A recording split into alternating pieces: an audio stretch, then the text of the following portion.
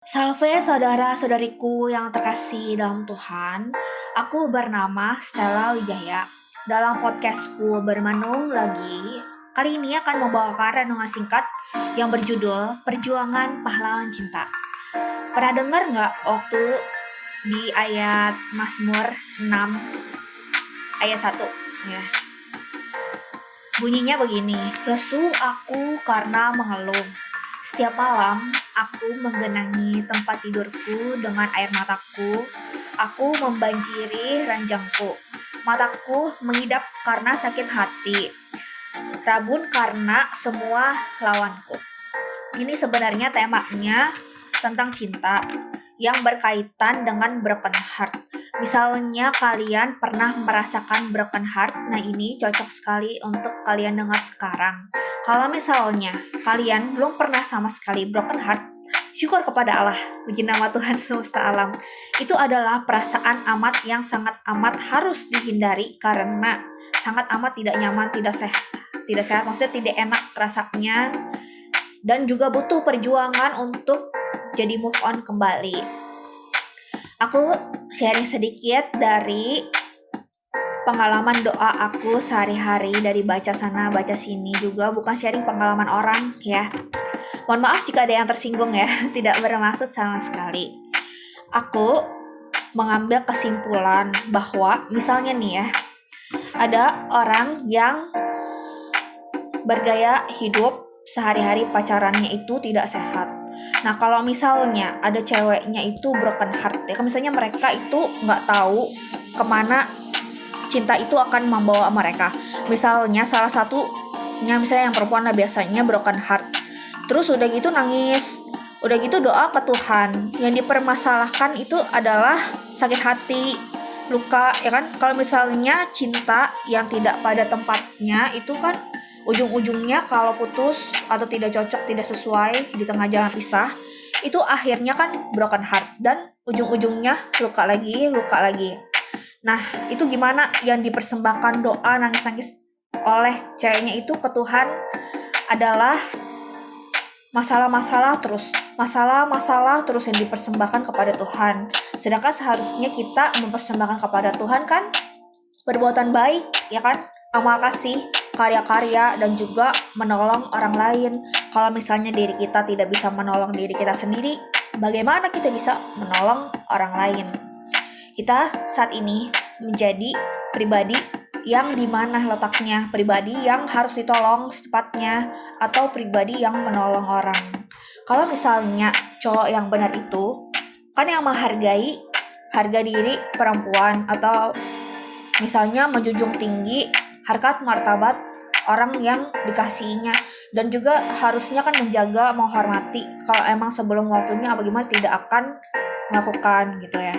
Kalau misalnya aku merenung lagi dari firman, apa kata firman tentang broken heart? Sebenarnya nggak ada yang spesifik aturan dari gereja Katolik dalam hal pacaran. Tapi yang aku tahu, cinta sejati itu adalah cinta yang tanpa pamrih dan tidak tergantung dari hal itu. Sebenarnya Tuhan menciptakan manusia itu kan dengan tujuan dan maksud-maksud kudus dan juga nilai rohani tersendiri. Kalau misalnya manusia tidak mengerti maknanya, bagaimana menempatkan diri itu dan cara bergaul, dan gimana cara, yang paling penting sih menurut aku ya, kalau misalnya dari perempuannya itu juga harus bisa menolak. Yang pertama, kalau misalnya nggak kebawa-bawa perasaan, gimana pun juga ngomongan gombal dari cowok playboy kayak gimana pun juga tidak akan mempan. Karena apa? Manusia punya prinsip, berani mengatakan tidak, dan juga mengingat janji baptis. Salah satu janji baptis yang kalian ingat apa? Menolak hiburan yang tidak sehat, ya kan gitu.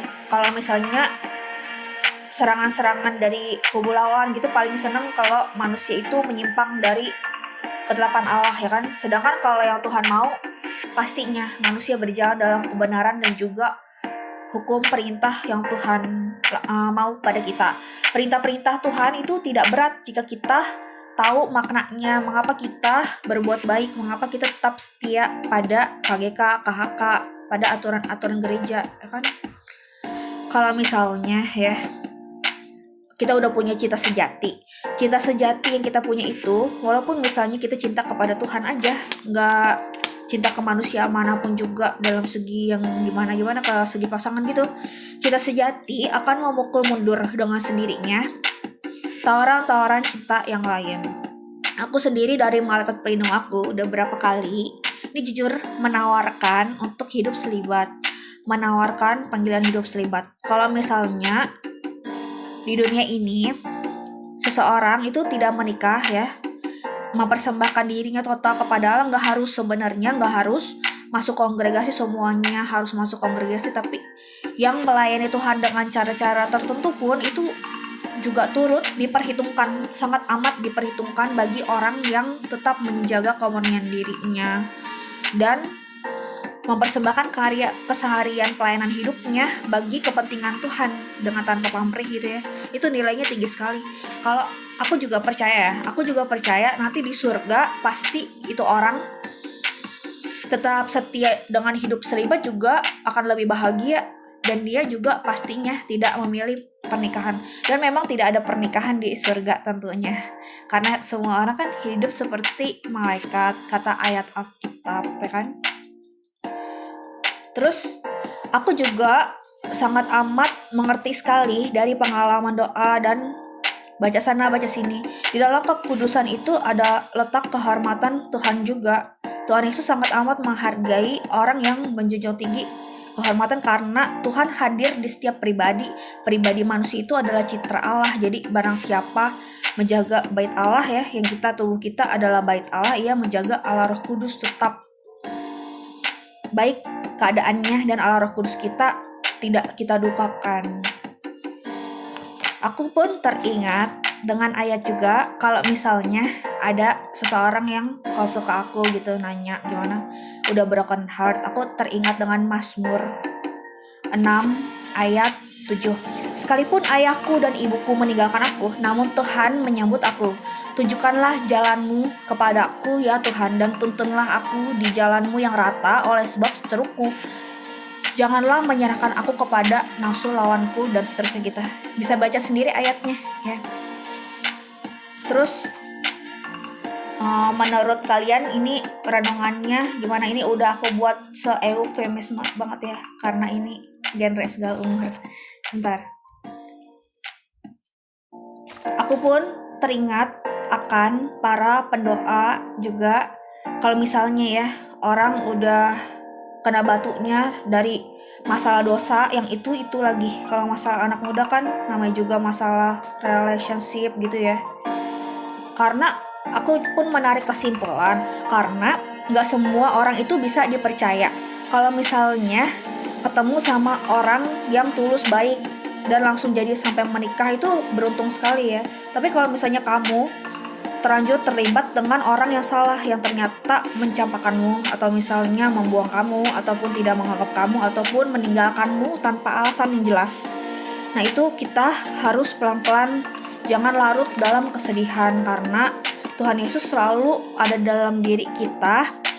Kalau misalnya kita sedih, Tuhan juga ikut sedih. Kalau misalnya kita memfokuskan diri terhadap masalah yang itu aja, kita nggak bisa maju dan nggak bisa berkembang.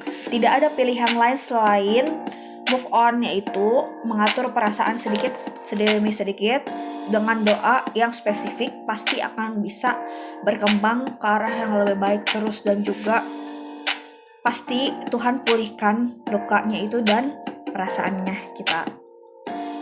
Aku pun teringat dengan ayat dari Mazmur lagi nih, kalau nggak salah. Oke, cari sendiri Mazmur berapa ya. Ini ayatnya. Enyahlah daripadaku, kamu sekalian yang melakukan kejahatan, sebab Tuhan telah mendengar tangisku, Tuhan telah mendengar permohonanku, Tuhan menerima doaku. Yaitu semoga kita selalu merasa diri kita berharga dengan menghargai Allah Roh Kudus yang ada dalam diri kita, dan pribadi Tuhan yang tidak tergantikan oleh apapun juga. Dan juga kita mengetahui bahwa rasa sayang kita itu mahal. Begitu juga dengan rasa sedih kita. Rasa sedih kita itu mahal, dan juga air mata kita ditampung di kirbatnya. Tidak ada setetes air mata pun yang jatuh dengan terbuang untuk perasaan yang sia-sia, dan juga tidak ada yang bisa menyakiti hati kita karena pribadi Tuhan adalah yang terbaik bagi kita, dan hanya cinta sejati dari Tuhan yang bisa menerima kita apa adanya. Amin.